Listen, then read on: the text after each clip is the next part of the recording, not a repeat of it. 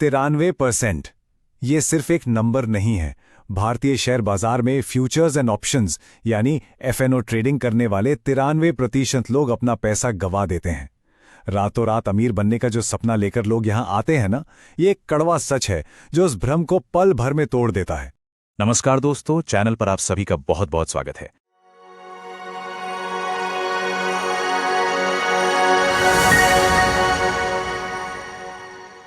आज के इस बेहद जरूरी और डीप डाइव एक्सप्लेनर में हम भारतीय स्टॉक मार्केट की एक ऐसी सच्चाई पर पर्दा उठाने वाले हैं जिसे जानना हर उस व्यक्ति के लिए जरूरी है जो बाजार में कदम रखता है।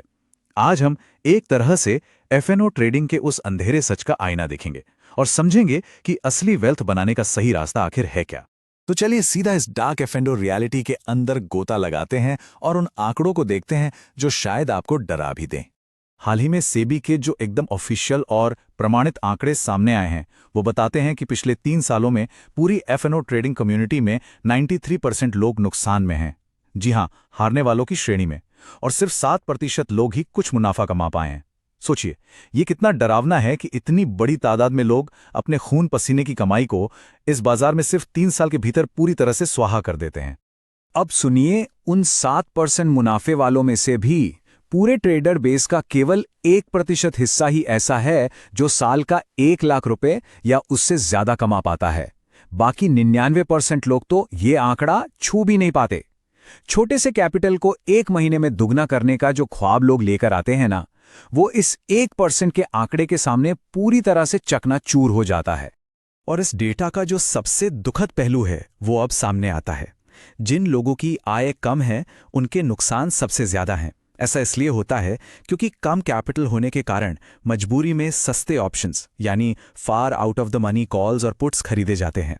सच कहूं तो ये ट्रेडिंग है ही नहीं, ये तो एक हताशा भरी गैम्बलिंग है जहां कम आय वाले लोग बड़े रिटर्न्स की उम्मीद में अपना सब कुछ दांव पर लगा देते हैं। अब यहां एक बहुत ही दिलचस्प सवाल उठता है, आखिर इस पूरे गेम में असली पैसा बना कौन रहा है?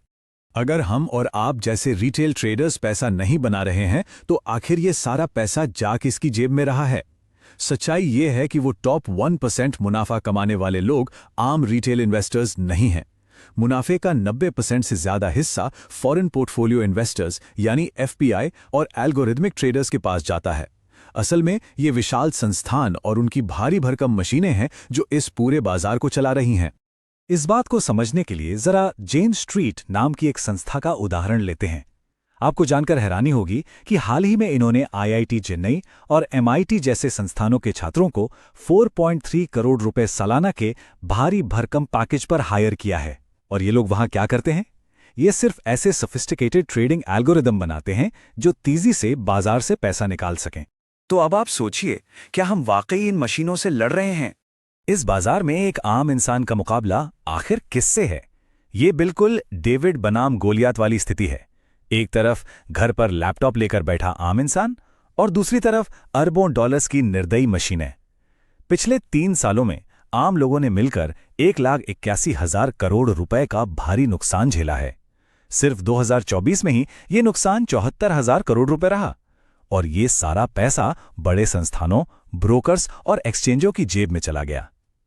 वहीं दूसरी तरफ केवल जेन स्ट्रीट जैसी एक संस्था ने 3 साल में 19,000 करोड़ का मुनाफा कमाया। ये लिटरली एक बहुत बड़ा वेल्थ ट्रांसफर है जो हमारी जेब से निकलकर उनके पास जा रहा है। पर ये मशीनें जीतती क्यों हैं?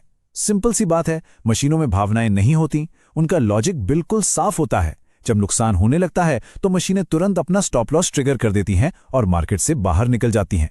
इसके बिल्कुल उलट एक आम इंसान इमोशंस में बहकर हारते हुए सौदों को भी इसी उम्मीद में पकड़े रहता है कि शायद बाजार वापस पलटेगा, और इसी चक्कर में वो अपना पूरा कैपिटल गंवा बैठता है। एक बात हमें बिल्कुल साफ समझ लेनी चाहिए कि शेयर बाजार कोई ऐसी जगह नहीं है जहां दिहाड़ी मजदूर जैसी मानसिकता काम आए। बहुत से लोग सोचते हैं कि रोज सुबह एक बटन दबाने से शाम तक 5,000 रुपए मिल जाएंगे।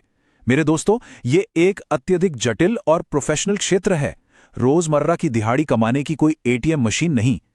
और इसीलिए ये मेरी तरफ से एक बहुत ही स्पष्ट चेतावनी है। ट्रेडिंग एक कैपिटल इंटेंसिव प्रोफेशन है। जिनके पास कम से कम 10 लाख रुपए की पूरी तरह से फ्री कैपिटल नहीं है ना, उन्हें इस हाई रिस्क गेम से पूरी तरह दूर रहना चाहिए। बिना बड़ी पूंजी और बिना सही ज्ञान के इस अखाड़े में उतरना केवल अपनी बर्बादी को न्योता देना है। तो चलिए एफएनओ के इस डरावने सच से थोड़ा बाहर निकलते हैं और बात करते हैं उन स्मार्ट वेल्थ बिल्डिंग रूल्स की जिनसे असल में दौलत बनती है। अगर हमें सच में लंबे समय में संपत्ति बनानी है तो उसकी फिलॉसफी बिल्कुल सीधी है। हमारे जो खर्चे हैं ना, वो हमेशा नियमों पर आधारित होने चाहिए और निवेश हमेशा लक्ष्यों पर आधारित होने चाहिए। अगर आप खर्च करने के सख्त नियम बना लें और अपने लॉन्ग टर्म इन्वेस्टमेंट्स को जीवन की किसी खास लक्ष्य से जोड़ दें, तो मानकर चलिए कि आपकी वित्तीय सफलता पक्की है। इसे अपनी जिंदगी में उतारने के लिए आप 1% रूल का इस्तेमाल कर सकते हैं, जो बहुत कारगर है। अपना मंथली बजट ट्रैक कीजिए और अगले महीने उसे सिर्फ 1% कम करने का टारगेट रखिए। जैसे महीने में बाहर से खाना मंगाने का एक ऑर्डर कम कर दिया, या टैक्सी लेने के बजाय कभी कभी पैदल चल लिए। आपको लगेगा ये बहुत छोटा अमाउंट है, लेकिन ये छोटी छोटी बचत जब हर महीने निवेश की जाती हैं तो कंपाउंडिंग की ताकत से फ्यूचर में एक बहुत बड़ा फंड तैयार कर देती हैं। इसके बाद जो सबसे जरूरी कदम है वो है बकेट सिस्टम अपनाना, जिसका सबसे अहम हिस्सा है आपका इमरजेंसी फंड। आज के दौर में मैंने ऐसे बहुत से हाई अर्निंग लोगों को देखा है जो अचानक नौकरी जाने पर बुरी तरह टूट जाते हैं, सिर्फ इसीलिए क्योंकि उनके पास 3 महीने का भी इमरजेंसी फंड नहीं होता। आपके पास कम से कम 6 महीने के खर्चों के बराबर एक मजबूत इमरजेंसी फंड का होना कोई चॉइस नहीं है, ये एक परम आवश्यकता है। यही फंड किसी भी फाइनेंशियल क्राइसिस के समय आपकी ढाल बनता है। अब बात करते हैं कुछ ऐसी रियल लाइफ इन्वेस्टिंग मिस्टेक्स की जो अक्सर हम जाने अनजाने में कर बैठते हैं।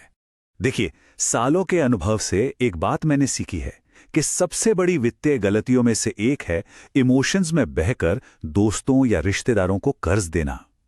हमें हमेशा याद रखना चाहिए कि हम कोई HDFC, SBI या ICICI बैंक नहीं है। अगर किसी करीबी को पैसा देना ही पड़े तो सिर्फ उतना ही दें जिसे अगर आप भूल भी जाएं तो आपको कोई फाइनेंशियल दिक्कत ना हो। भावनाओं के दबाव में आकर बड़ी रकम देना अक्सर आपके रिश्ते और आपका बैंक बैलेंस दोनों को खराब कर देता है। बिल्कुल इसी तरह बाजार में रोज आने वाले नए ट्रेंड्स या फोमो यानी फियर ऑफ मिसिंग आउट के चक्कर में बिना सोचे समझे पैसे डालना हमेशा नुकसान करवाता है। इसके बजाय हमें अपने इन्वेस्टमेंट्स को कंसोलिडेट करना चाहिए। अनुशासित तरीके से की गई SIP ही वो असली तरीका है जो पीढ़ियों तक चलने वाली वेल्थ क्रिएट करता है। बाजार के रोजमर्रा की डिस्ट्रैक्शन से दूर रहना ही हमारी असली जीत है। तो दोस्तों, इस पूरे एक्सप्लेनर को देखने और समझने के बाद आपके लिए सबसे बड़ा सवाल यही बचता है, क्या आपका अगला निवेश एक जुआ होगा या एक सोचा समझा लक्ष्य? जरा इस पर विचार कीजिएगा। अगर इस चर्चा से आपको कुछ नया सीखने को मिला है और आपकी आंखें खुली हैं तो प्लीज इस वीडियो को लाइक जरूर करें और चैनल को सब्सक्राइब करना न भूलें, ताकि आगे भी हम ऐसी ही ईमानदार और रियल फाइनेंशियल नॉलेज आपके साथ शेयर करते रहें। बहुत बहुत धन्यवाद।